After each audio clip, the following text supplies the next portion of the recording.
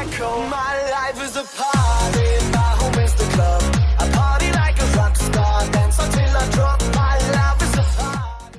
Yo, what is going on, guys? It's your boy Diane coming at you with yet another video. This one we're going to be ranking every throwable in Fortnite. If you guys do enjoy these ranking videos, let me know in the comments down below. Also, if you guys would like to see a top 5 or a top 10 in the next video, then leave a comment down below. And if your comment gets the most likes, I will for sure do that. If you guys do want to be a absolute savage, then drop a like, subscribe if you're new, turn on post notifications to get notified for every video. And if you're the first person to comment on the video, then you will get a notification shout out in the next video. And if you guys would also like to help me out a lot, share the video on Twitter, Instagram, whatever you want to share it on. But yeah, let's get right into this ranking video.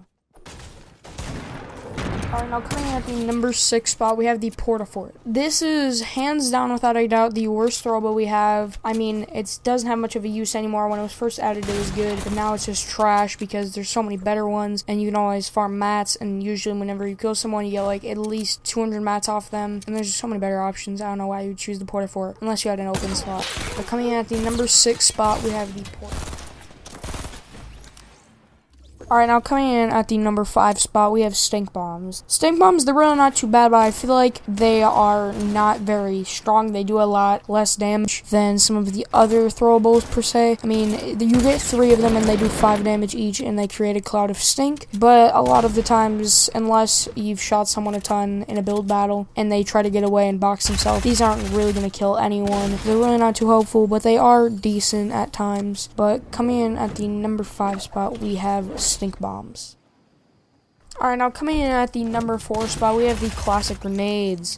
These things are really not that great. They have been in the game since Season 1 and before, and in Season 1 before, they were actually better than they are now, because they had a chance of doing 150 damage, which is insane for a grenade, but I'm pretty sure they don't do that anymore, so grenades really are better than stink bombs for sure, but they definitely don't do 150 damage. I'm pretty sure that they do 100, but that's still good enough for a throwable, and they are actually really common to get, and they're pretty decent, if I'm being honest. Coming in at the number 4 spot, we have the grenades. Now coming in at the number 3 spot, we have clingers. Clingers are actually pretty good. If you throw 2 at a wall, one will blow up before the other one, and it'll knock down the wall, and then the other one will most likely kill the kid unless he has full shields. But other than that, they do a lot of damage, and they will kill people. But you do not get a lot of these. You only get 3, and getting them and then sticking someone is not very easy. But they are very good at destroying bases, so if someone's base camping and they built a really tall base, just take a clinger, throw it at the bottom, 2 of them maybe, and then bang, get yourself an easy kill if they built up really high. But coming in at the number 3 spot, we have clingers.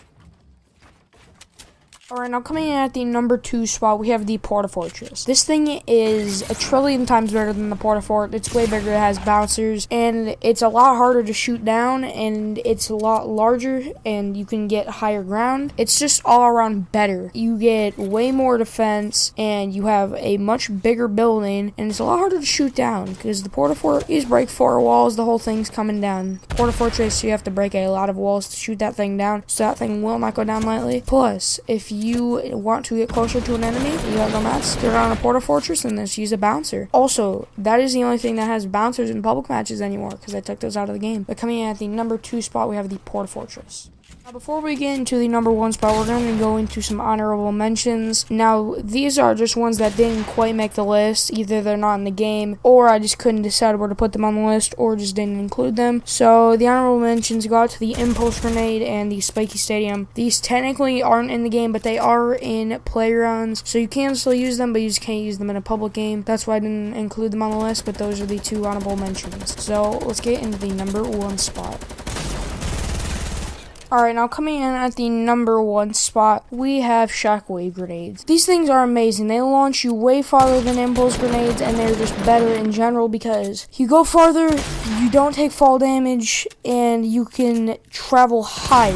They are just better in general, and they are very easy to get. They are quite common, and from llamas, that's what you get 90% of the time, plus you get all the traps. So, I really do believe these do come at the number 1 spot because they are the best throwable in Fortnite. Thank you all so much for watching this ranking video. If you guys did enjoy it, let me know in the comments, drop a like, subscribe if you're new, turn on post notifications, you know, fight for every video, and stream, and don't forget to share. on social media is like his Twitter or Instagram. And if you at me, I will follow you. So much for watching. It's been your boy Ryan, and I'll see you in the next one. Peace.